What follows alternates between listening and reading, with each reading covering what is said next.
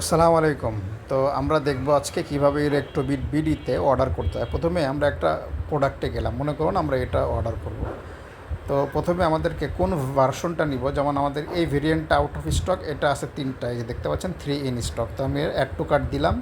Add to cart দেওয়ার পরে আমাদেরকে সেকেন্ড পেজে নিয়ে যাবে। তো এই পেজে দেখতে পাচ্ছেন এখানে 2টা আছে, আমার লাগবে একটা কোয়ান্টিটি। আমি এটা এই যে আপডেট কার্টে দিলে এই যে 5,500 টাকা প্রাইস আসে, ঠিক আছে। এরপরে আমরা এই পেজে আর কিছু করব না, এই প্রসিড টু চেক আউটে যাব। যাওয়ার পরে এখানে মনে করেন আমার এখানে অ্যাড্রেস দিতে হবে। তো আমি এখানে ধরেন দিলাম, আমি এখানে একটা এই যে আমার এখানে সেভ করা ছিল দিলাম, এবং আমি কান্ট্রি দিব হলো বাংলাদেশ, ঠিক আছে।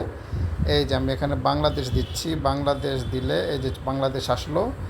আসার পরে আমরা এখান থেকে ডিস্ট্রিক্ট দেবো হচ্ছে মনে করেন ঢাকা, বা আপনার যে ডিস্ট্রিক্ট হবে আপনি সেই ডিস্ট্রিক্ট দেবেন। আমি ঢাকা দিলাম, ঠিক আছে। দেওয়ার পরে আমি দেখতে পাচ্ছি আমি নিচে আসবো, আসার পরে দেখলাম আমার এখানে জিজ্ঞেস করতেছে আপনি কোন শিপিং মেথডের মাধ্যমে নেবেন। আমি বললাম যে আমি নিব হলো এই যে স্টেট ফার্স্ট কুরিয়ারের মাধ্যমে আমি নিতে চাই। এই যে আমি ধরেন এটা সিলেক্ট করলাম, অথবা আমি এটাও সিলেক্ট করতে পারি, যে কোনো আপনার যেটা সুবিধা হয়।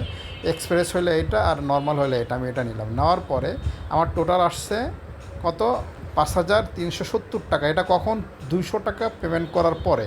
এই যে বিকাশ পেমেন্ট গেটওয়ে লেখা আছে, আমি এবার এখানে করব কি, এইখানে যে চেক দিয়ে এই যে পে উইথ বিকাশে দিব, ঠিক আছে। পে উইথ বিকাশে দিলে আমাকে বলতেছে কি বিলিং ইমেইল ইজ রিকোয়ার্ড, তার মানে আমার এখানে ইমেইল দিতে হবে। আমি এখানে একটা এই যে ইমেইলটা দিয়ে দিলাম।